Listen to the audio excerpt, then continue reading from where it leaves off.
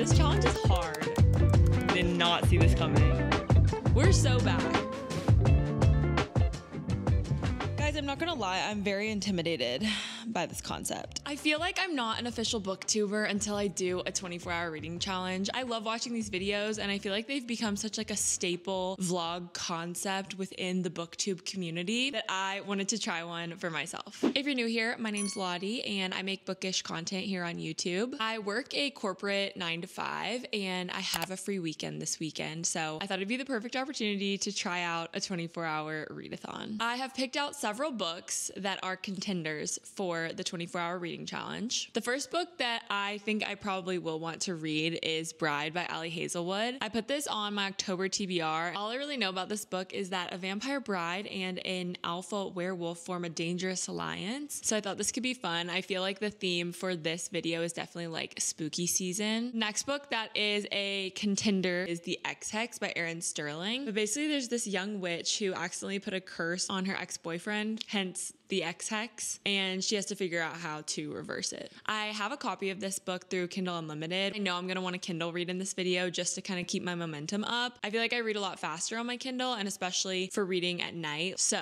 I just think it sounds fun. I've got Middle of the Night by Riley Sager. I literally know nothing about this book. The little blurb at the top just says, a man must contend with the long ago disappearance of his childhood best friend and the dark secrets lurking just beyond the safe confines of his picture perfect neighborhood. So I think this would be a fun one for spooky season. I also thought thrillers could be good for this challenge because I feel like I'm much more likely to binge a thriller and for it to keep me awake. I don't know how scary this will be or creepy or whatever, but I just thought it'd be good to throw some thrillers in the mix. And then the other thriller I have in the mix is The God of the Woods by Liz Moore. This book is a mystery thriller that's gone pretty viral lately and I feel like everyone's talking about it and I just want to know what all the hype's about. This book is long, so I'm a little bit concerned about that one, but I'm like, oh, I want to read all of these books. I think realistically I can maybe read 3. So I definitely have more picked out than I can actually feasibly read. I don't know what I want to start with. I feel like I should just go with whatever's calling to me most, but also I kind of want to do the one that I feel like I'm dreading the most to like knock it out. The one I'm dreading the most would definitely be Middle of the Night by Riley Sager. I just haven't heard that many good things about it, but I just don't know if I can force myself to start reading that one right now. I think I might start God of the Woods and just see what I think. And then if it's not addicting, I'll switch it up. So it's 10:45 a.m. right now. I'm gonna try to do 12 hours today on Saturday and 12 hours tomorrow on Sunday. I'm gonna pause the timer for sleep. I've got the essentials with me, which are my little Beats AirPods, my BrewMate for water, my claw clip. I'm gonna put my hair up. And I've also got my background sounds on my iPhone. So I really like rain and I like dark noise. It's so good. So I'm gonna light a candle, I'm gonna get my blanket and start the timer and we'll get reading.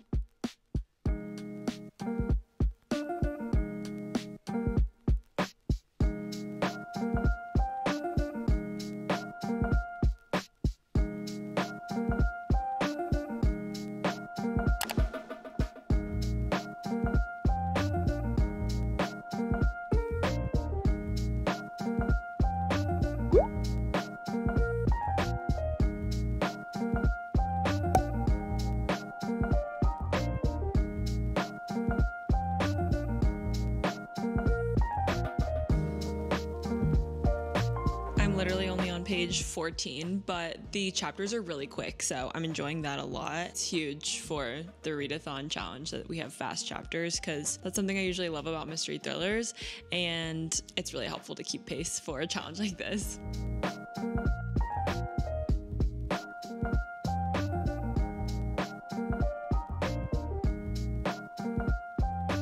Finished hour 1, moving on to hour 2. It's about noon. I wanted to give you an update. I'm on page 62, so I'm reading about a page per minute. I will say I think it's gonna take me at least 8 hours to read this book because it's like 470 pages or so. I am really enjoying it. Basically, there are 3 different narrators and it's alternating whose point of view we're getting. Basically, this girl Barbara has gone missing. She's the daughter of the owners of the camp, and that's happening in August, but we've had some flashbacks to June, like when camp started. Actually, I think we are going to go back in time further because looking at the table of contents, part 2 of the book is on page 75, and that's going to Bear. And Bear is Barbara's older brother who went missing when he was like 9 years old. The writing's all in third person, which I think makes sense considering how many different POVs we're switching between. Basically, Alice Van Laar is Barbara and Bear's mom. They have a lot of money, and I think there's some kind of tension between the economically disadvantaged people who live around the campsite or like the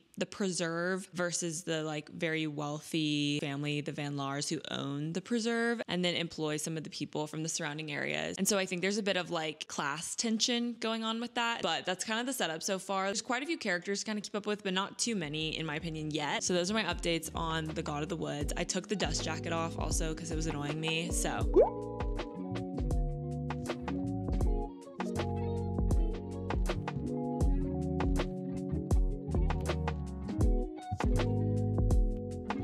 hey guys, I'm gonna pause my timer. This is my bookmark of the day. It says The Homebody Club. I made it to page 130, which is the start of part 3. The themes in this book are very heavy on class and privilege and like what it means to be self-reliant. I think this would be a really interesting book club read so far as I'm reading it. Like I feel like there's a decent amount to talk about. I think too, this book being set in like the 60s and 70s and the crossover with some of the commentary on class and privilege. It also intersects with women's rights and the place women have in relationships and in marriage in a way that's really interesting. A little over 2 hours into the challenge, I'm definitely feeling a little like I need to get up and walk around. I also feel like I could use some caffeine, so I might walk and go get like a coffee or a matcha or something and listen to the audiobook just to like get some fresh air.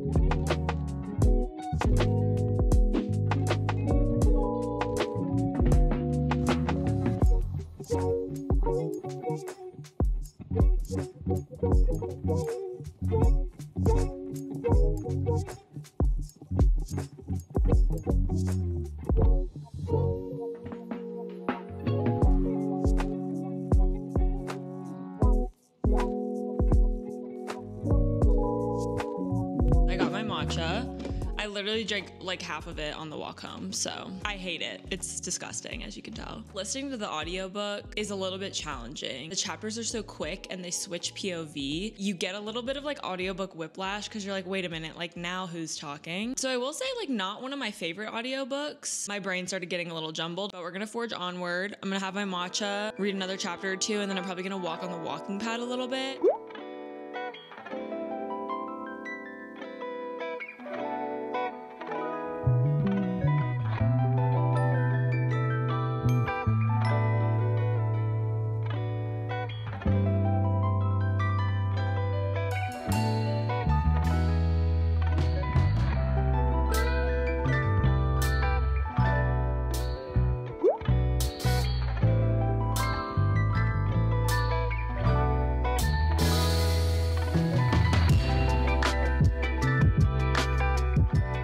Part 6. It's called Survival. I'm on page 270 something out of 470 something. I'm a bit more than halfway. Honestly, this book has not been scary so far. Like it's really just giving like literary fiction mystery. So I'll let you know. I'm hoping it gets a little scary, honestly. I would like that.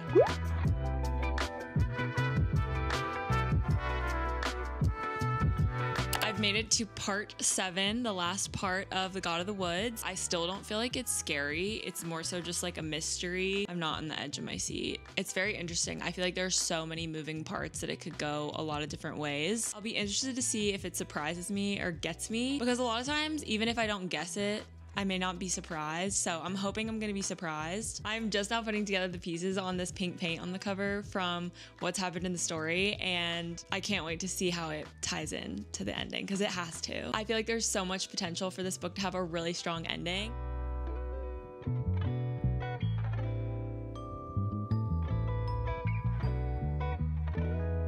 literally the first chapter, first page of the final part of the book, there's a big reveal that's just happened, which is crazy. I did not see this coming.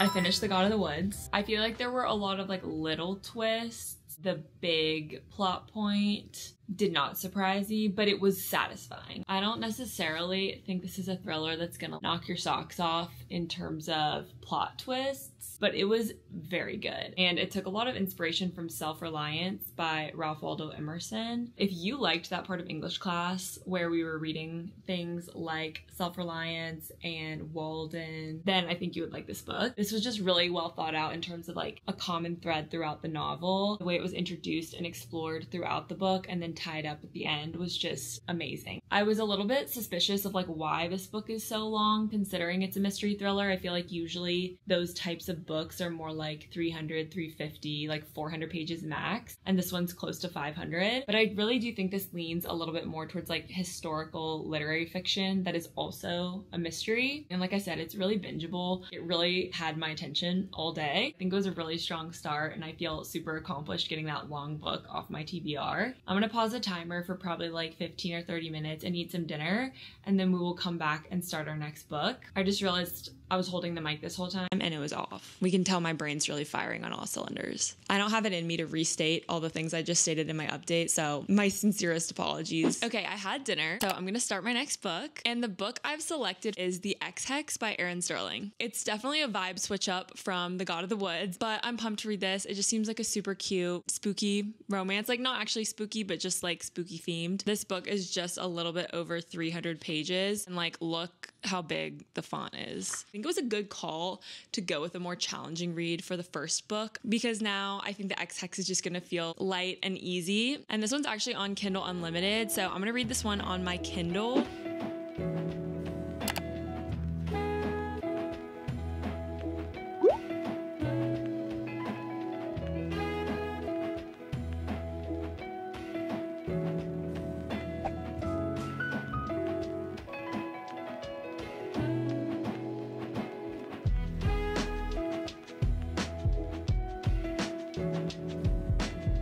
Finish my chapter. Boom. Oh no. What? My Oura ring says bedtime's approaching. Yeah, right.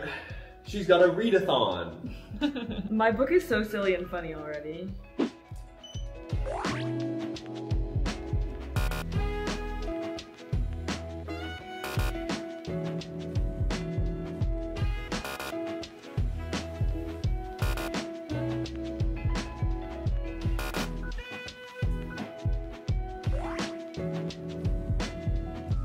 Anders and I read for like 30 minutes, and then I walked for 30 minutes and was reading because I was getting sleepy. Oh, maybe a walk will, you know, wake me up. No, I'm still feeling sleepy, but I do feel like the walk was helpful for just like energy levels. So I have a little friend to help us stay up tonight and read. I'm gonna try to just stay up as late as I can. I'm thinking like 1 or 2 a.m. is probably gonna be my cutoff, but the fact that I'm yawning this much and it's like 9 p.m. is concerning considering how much reading we need to do. So I'm gonna have one of these Alani minis. This is the cherry slush flavor, and I've been really loving these mini ones. They just have 100 milligrams of caffeine. It's so good. Also, I did change into my pajamas. They're just this like matching set I got last year. About an hour into reading, my Kindle says I'm 20% of the way into the book, and I just don't think that that can be possible. There's no way that that is 20% of the book. Actually, you know what? Let's open it on my phone and see if it gives me a more accurate percentage. Yep, the Kindle app on my phone says I'm only 13% of the way through. So it still says I have only 4 hours and 16 minutes left in the book. So I could actually maybe finish this one before bed, and that would be so exciting to finish 2 books in one day. I don't know if I've ever done that.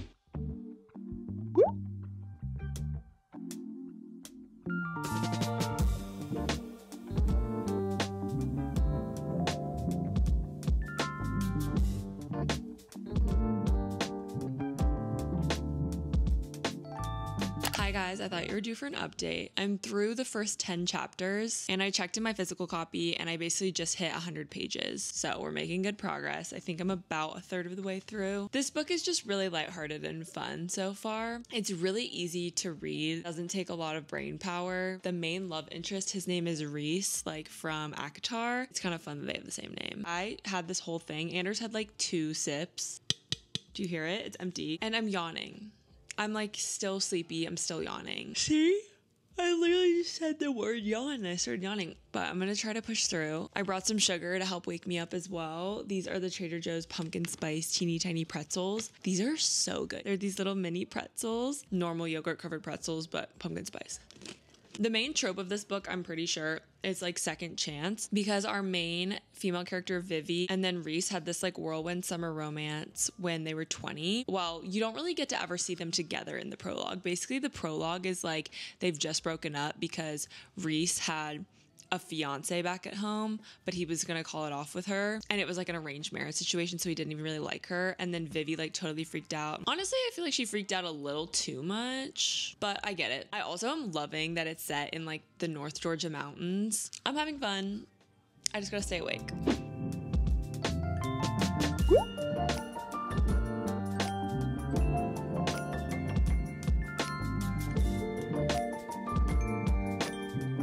Checking back in because I made it to page 200 in the X-Hex. I'm still kind of feeling the same. I'm definitely getting sleepy, but I feel like we got this. I feel like the romance is getting a little bit stronger. It's super cozy. So if you just want something to get you in the pumpkin spice spirit, it's a good pick. The setting is very charming. I don't know if I'll read the next one, which is The Kiss Curse, or not. We'll just have to see. I think if I find myself at some point during October with a night with nothing to do and I'm like in a spooky mood, I might pick it up. But I probably won't prioritize it because I have so many books on my TBR. I'm gonna stop rambling and get back to reading.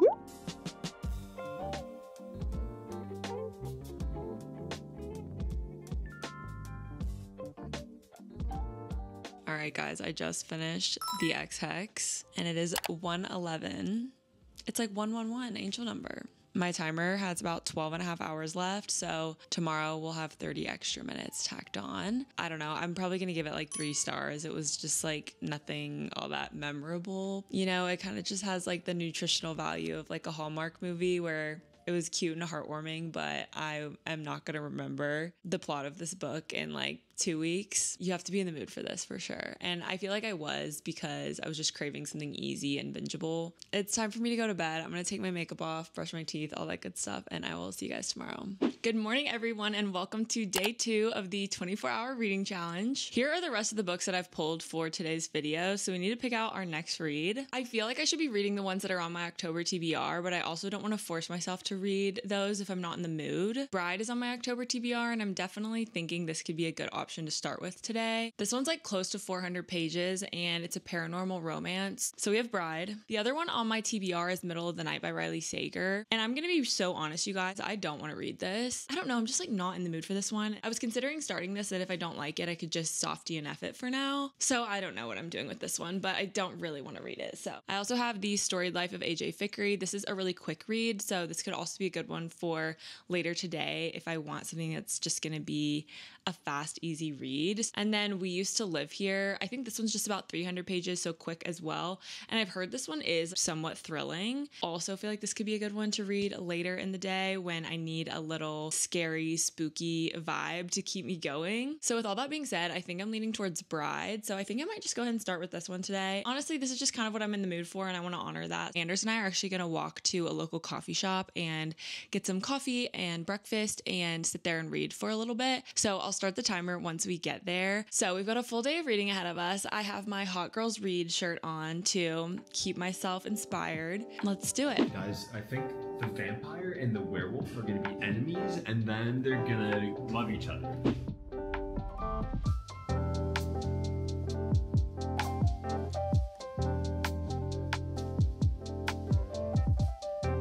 Guys, I got a spiced apple dirty chai, iced. That's good. Anders got a hot one. Time to start Bride.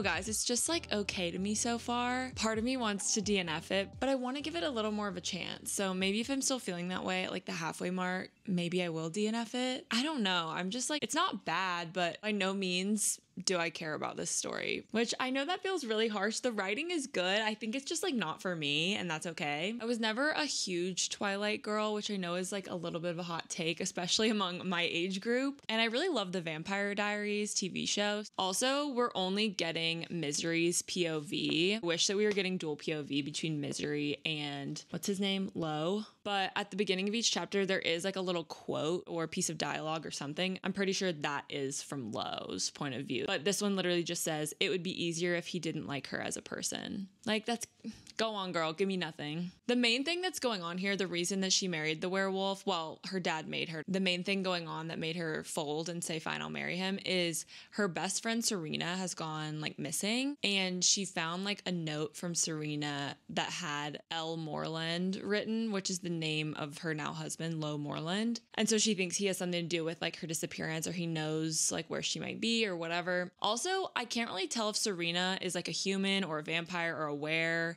Maybe I missed that. I probably did. I'm running on like 5 hours of sleep. So my brain is definitely also not firing on all cylinders today. I feel like today it's taking me a lot longer to read as well.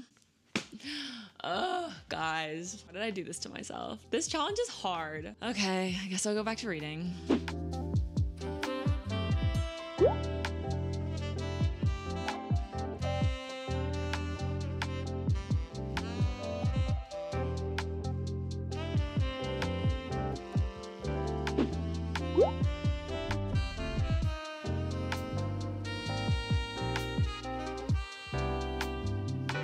Time for a check-in. I hit page 200, so I'm on chapter 16. I think I'm a little bit more than halfway through. I'm still not loving it, but my interest is peaked enough to keep going. I guess I'm just not like really connecting with either of the main characters that much for whatever reason. I'm kind of bummed out and I'm trying to just like get through this. I think it's just like a weird middle ground for me where a lot of times I like more genre bending stories. I don't know, I'm just not loving like the mixture of all the vibes here for whatever reason. I kind of think it's like the urban fantasy, it being set in like modern times, like one of the werewolf couples met on a dating app. Like I think something about that just makes it feel really unserious to me, and like that's totally okay. But then it's also like trying to be serious in some of like the political aspects of the plot. And so I think the juxtaposition of those things causes it to strike a weird tone for me. But nevertheless, she persisted.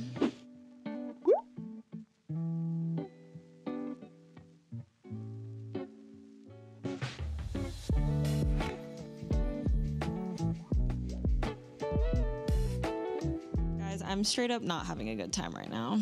I'm on page 300, and like, I really wish I would have DNF'd this after the first 100 pages.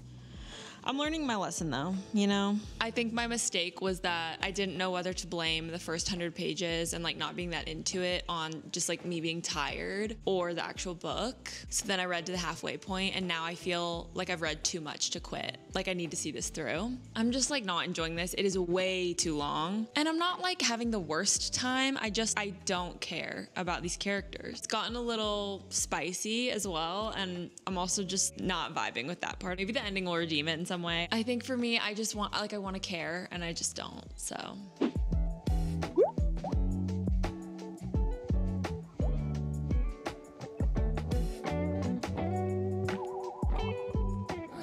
I don't care.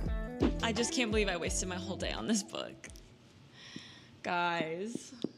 It is 5:20 p.m. and I have finished Bride by Ali Hazelwood. This book was so bad, you guys. I really did not like it. If you had fun, if you had a good time, no judgments. I think this book was also a victim of wrong time for me. I just was not vibing with this. I think I'm gonna give it like 2 stars. I do have hope for Ali Hazelwood's other like STEM romances that I haven't read, because I did really like Not in Love. And now I feel like I don't want to read any of the other books I had picked out. Like I really am feeling not slumpy, but I'm just like over reading today. Like I don't want to read anymore today, and I still have 5 hours to go in this challenge. So I'm really having a hard time picking out what my next book is going to be, because I don't want it to fall victim to my attitude right now. Here are the other books I had picked out. Because I feel like I don't want to read, I think it would be wise for me to choose a Kindle book. I was thinking about starting the Natural series by Jennifer Lynn Barnes, because the first book is on Kindle Unlimited, so I could read this on my Kindle. I'm worried about my attitude, and I don't want like the end of this challenge to affect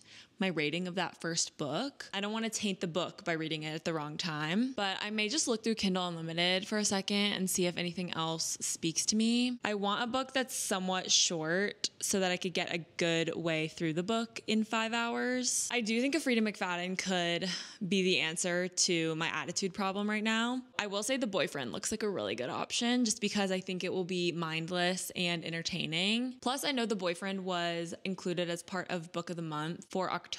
So I feel like people are going to be reading and talking about it a lot this month, and it'd be fun to like be in the know. And I also feel like I shouldn't waste time sitting here deliberating. I'm going to download it onto my Kindle, and we will get started with the last read for the final 5-hour sprint of this reading challenge.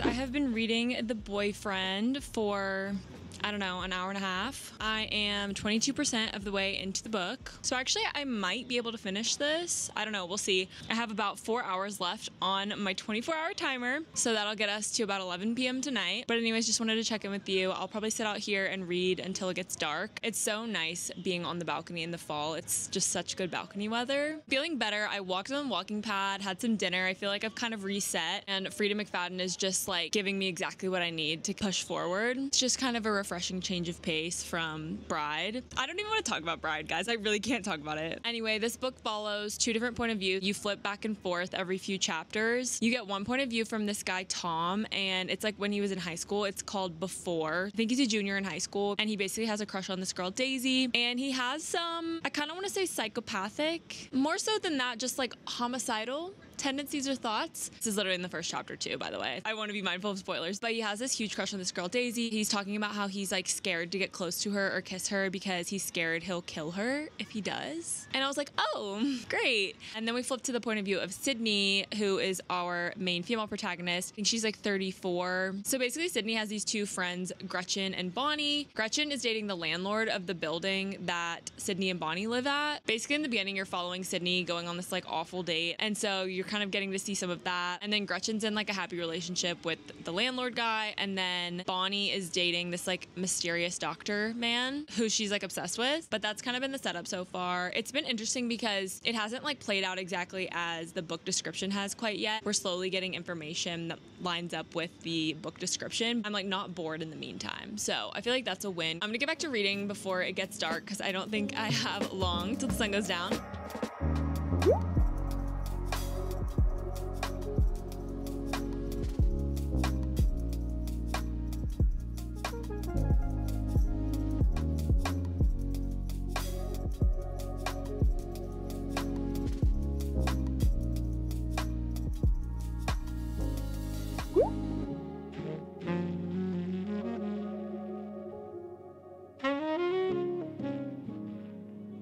Hey guys, I wanted to give you an update because I have crossed the 50% threshold of The Boyfriend by Frida McFadden. I think the timing is gonna work out like perfect, you guys. I have just about 2 hours left in the challenge. I checked on my Kindle and it says I have 1 hour, 58 minutes left in the book. Something about that is just really satisfying to me. So in terms of the book itself, it is just like so addicting. I feel like Frida McFadden's writing in general is just really bingeable. It's really obvious that Frida wants us to think that Tom is like the killer, but like it can't be that simple, right? It's very creepy and entertaining, but I'm sitting here like, who could it be? Like, it can't be that straightforward. But I feel like Frida McFadden always does a really good job of reverse Uno-ing the reader. So I feel like sometimes I don't let myself enjoy these books as much as I should because I know that they're not like some literary masterpiece. There is still value if you enjoy it. And I think that is something that I'm really like growing through as a reader this year. And I think that's an important thing that we all need to remind ourselves. So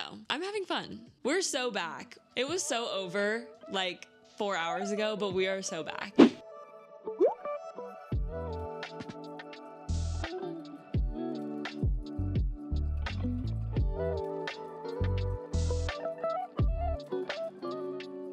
I wanted to update you because I have a new theory. Who's who and what's what and why. I still have some open-ended points of my theory. Like there's some unanswered questions that I have for my own theory. So I just want to update you so that when we get to the end, I can let you know if my original theory was right, my updated theory, or neither. So just documenting.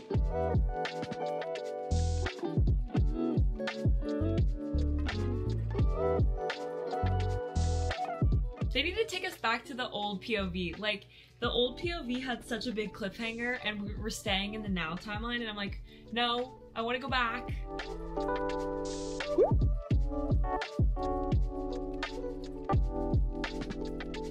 When things get serious at the end of the book, I have to hold the Kindle. Sydney, you're so dumb. What? Frida got me. Frida got me. Homicidal maniac is an understatement. The final countdown, guys. We have less than 10 minutes left on the timer and I'm on the last chapter of The Boyfriend. So let's finish this one up. Oh my God. Okay then. Made it to the epilogue. Okay, the epilogue is tying things up nicely. I had an outstanding question and it has been answered, so I always appreciate addressing all the plot points. The end.